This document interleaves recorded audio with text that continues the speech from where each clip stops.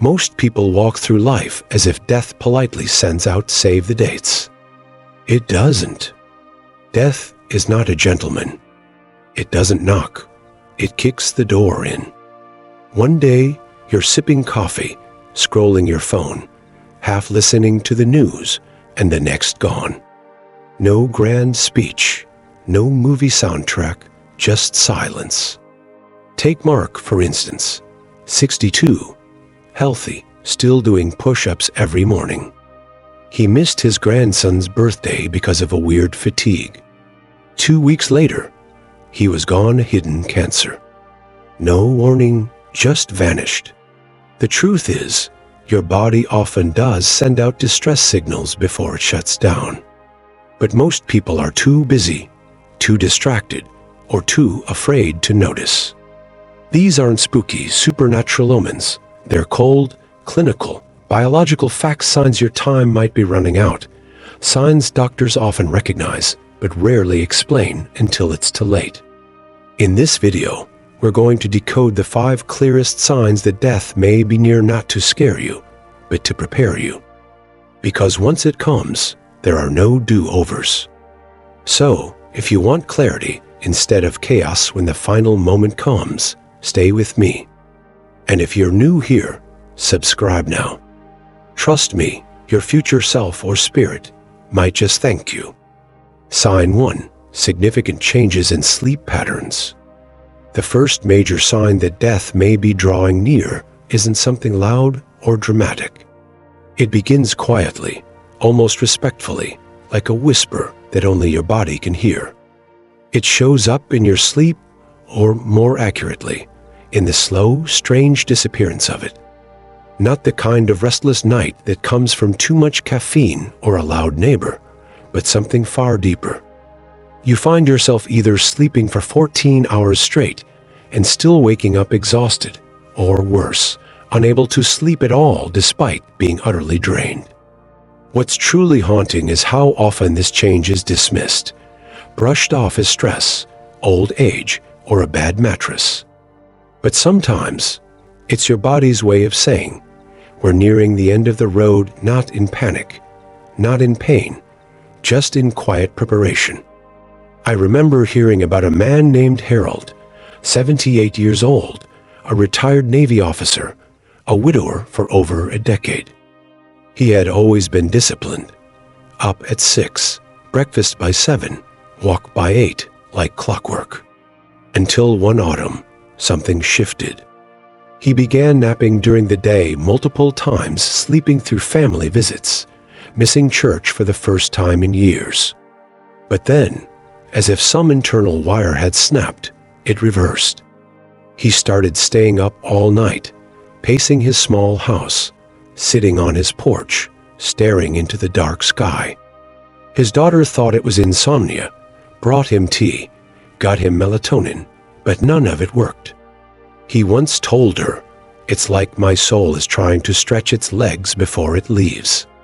3 months later, he passed peacefully in his sleep. No illness, no warnings, just a quiet departure. This kind of profound change in sleep is more than a quirk of aging.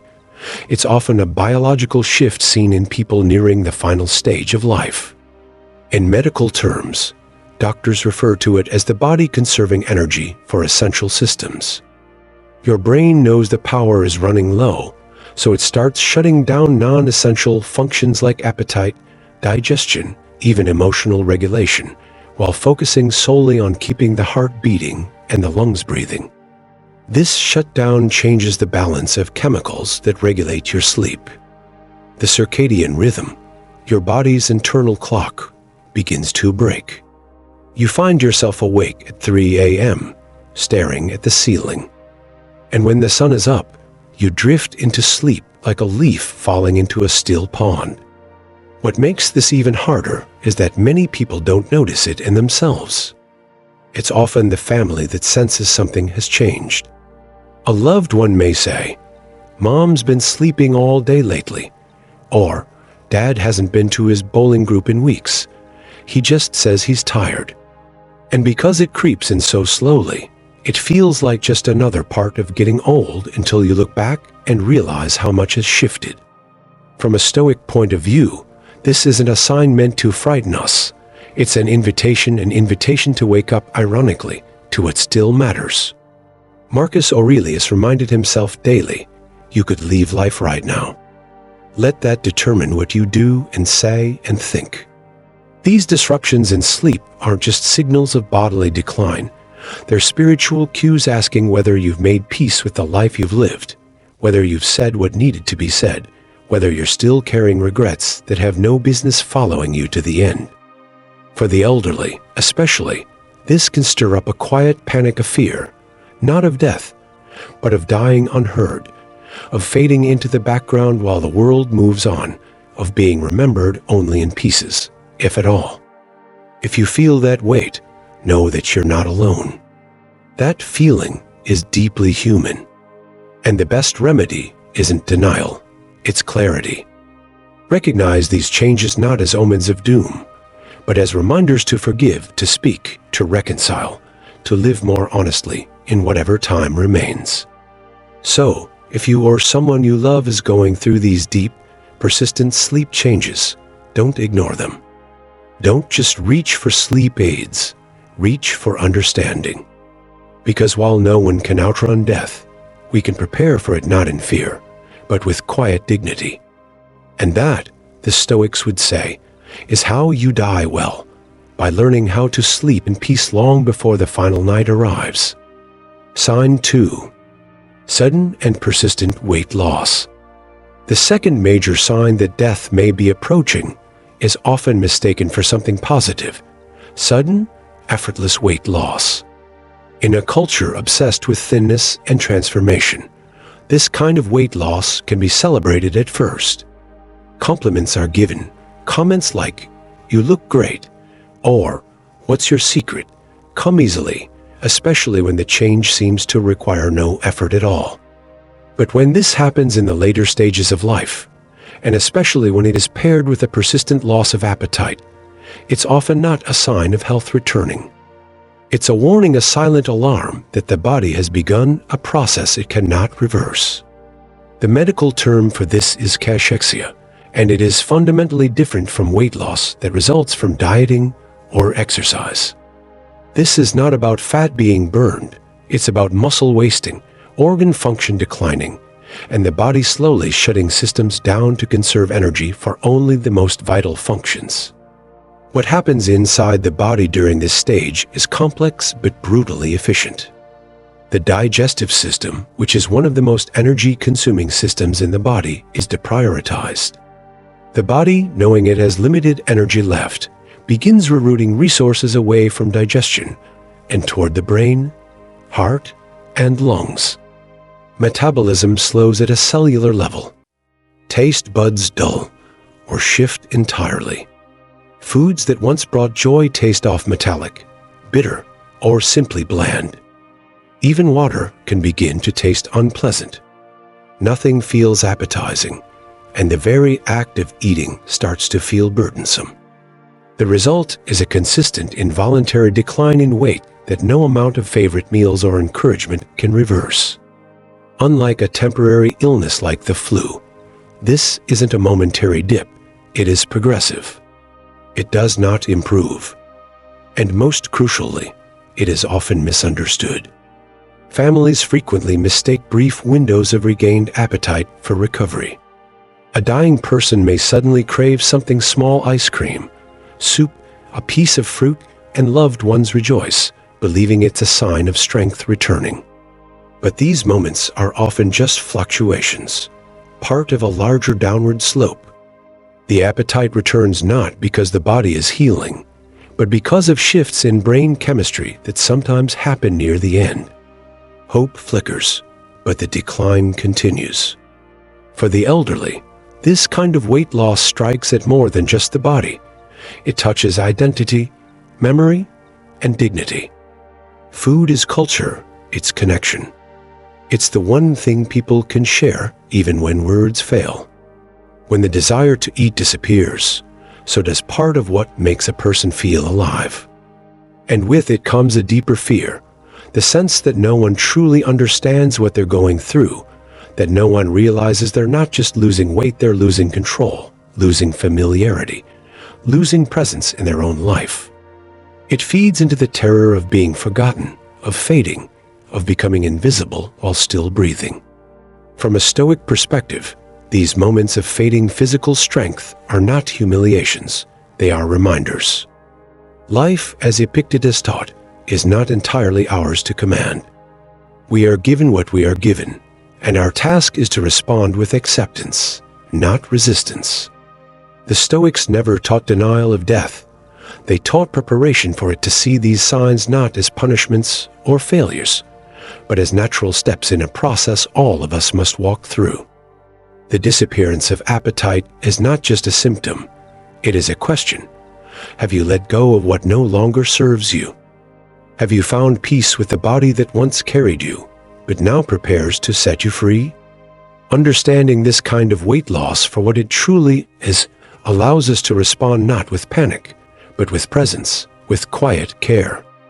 It is a chance to comfort, to sit beside someone without trying to fix them, to bear witness to their last chapter with grace.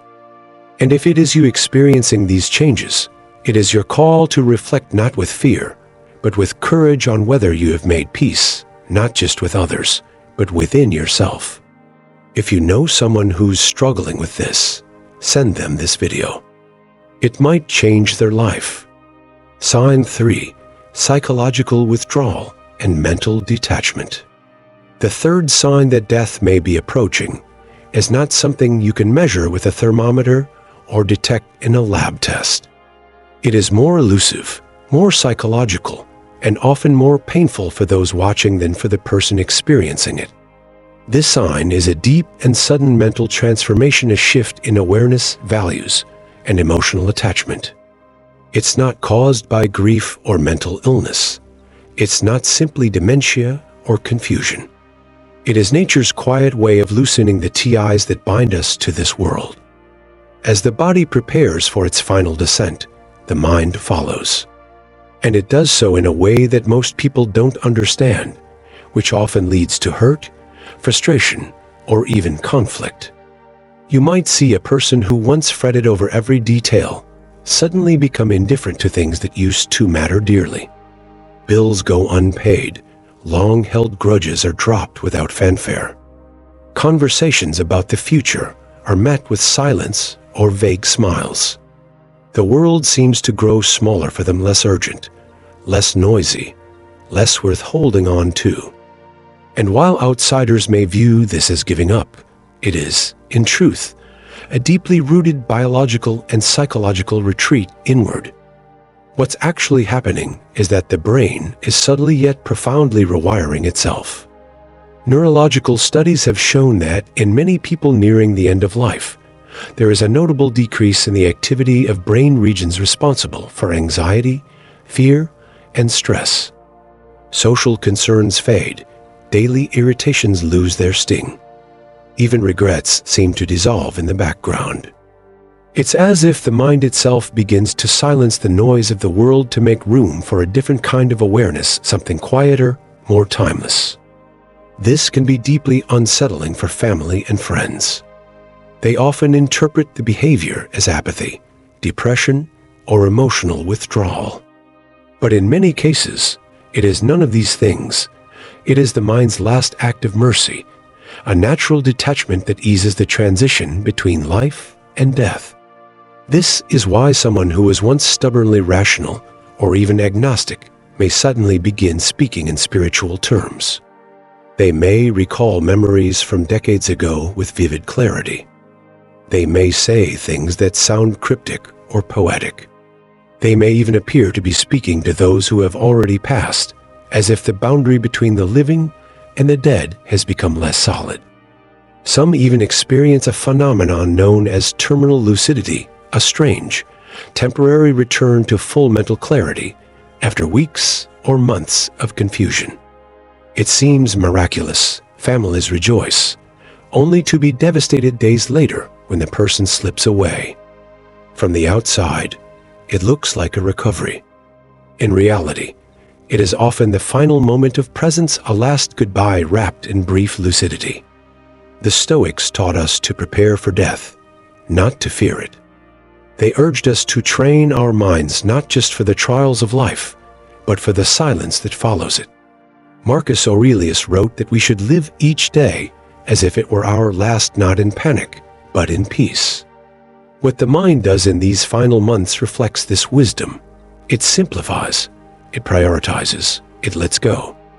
The detachment that occurs is not weakness, it is wisdom, hardwired into the deepest layers of our being. For the elderly, this shift can be frightening not because they feel confused, but because they feel unseen. Their silence is misunderstood, their stillness is questioned. And beneath it all lies the ancient human fear that their exit will go unnoticed, that they will fade not just from life, but from memory, that those they loved will not truly understand. The distance they're creating isn't rejection, it's preparation. If you are witnessing this change in someone you love, don't fight it. Don't push them back into the noise. Sit beside them in the quiet. Accept that what you are seeing is not a breakdown, but a breaking free. And if it is happening within you, know that this path is not a lonely one. Others have walked it before you with grace. Your detachment is not a sign of abandonment, but a sacred moment of turning inward. You are not disappearing, you are returning. If you know someone who's struggling with this, send them this video. It might change their life. Sign 4. Circulatory and breathing changes. Here's something most people never realize until it's too late. In the final stretch of life, your body becomes ruthlessly efficient. It starts making executive decisions, deciding where energy goes and where it doesn't. And when that happens, the evidence doesn't hide in medical reports, it appears right there in the mirror. You begin to see it in your skin, your hands, your breath. And the changes aren't subtle. These are signs so clear, so unmistakable, they can shake even the most stoic observer. Take the case of Elena, a retired librarian from Vermont. She had always been composed, graceful, dignified, the kind of woman who still ironed her blouses and wore lipstick to the grocery store. But in the final weeks of her life, everything about her physical presence began to change. Her hands, once warm and quick, turned cold and slightly bluish. Her legs developed strange, web-like patterns under the skin, purplish and marbled, like the veins of an old leaf. One night, her daughter noticed that Elena's breathing wasn't steady. She would breathe in deeply, then shallowly, then nothing. Silence 10 seconds, 15. Just when panic started to rise, another breath. This wasn't sleep apnea or a passing irregularity. It was something ancient, something final. What Elena was experiencing is well known in end-of-life medicine. It begins with the circulatory system. Your body, recognizing that resources are limited, stops trying to do everything. It begins conserving. Blood is redirected away from the extremities, hands, feet, fingers, toes, and sent to the core to keep your brain, heart, and lungs alive just a little longer. The skin changes color, often to a bluish purple or pale white. This is called modeling. It starts in the extremities and creeps up slowly. Your hands and feet may grow not just cool, but cold to the touch. The skin may become waxy, your nail beds pale or almost translucent. Even if you never gave your fingernails a second thought in life, they become powerful signals near the end. Then there's the breathing, perhaps the most jarring change of all, known as Cheyne-Stokes respiration. It's a pattern where breath deepens, then slows, then stops before starting again. It can be terrifying to witness. It can feel like losing someone over and over in the same hour. But to the trained eye, it's not a malfunction. It's a system winding down.